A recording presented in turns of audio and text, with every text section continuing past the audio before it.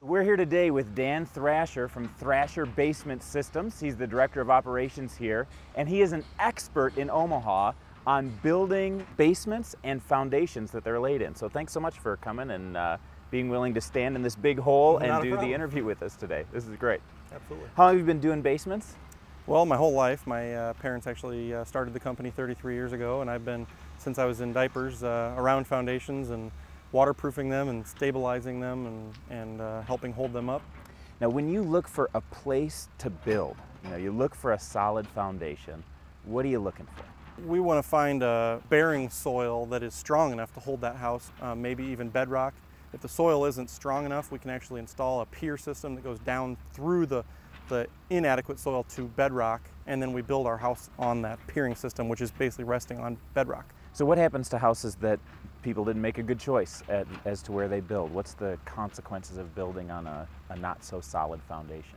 Well, when that foundation starts to move, we call it differential settlement. When the house settles, but part of it settles faster than another, we start to see unlevel floors, cracks in the foundation, cracks in drywall, doors and windows that don't work properly. Really, the whole house starts to move and shake and have problems.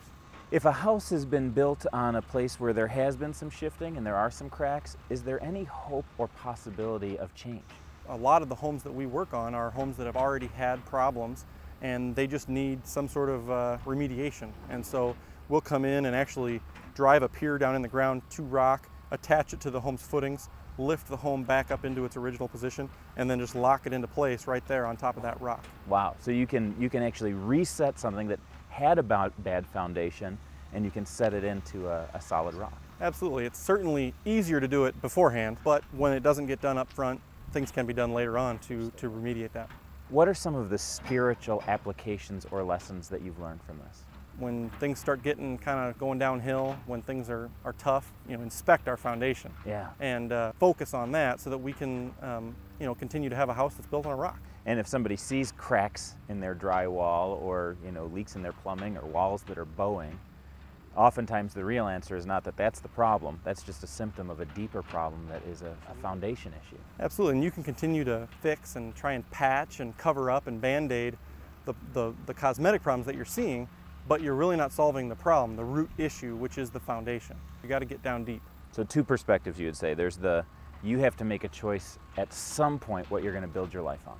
Absolutely. What foundation you're going to Absolutely. build it on. But then there's also the regular maintenance to make sure the foundation is strong. Exactly.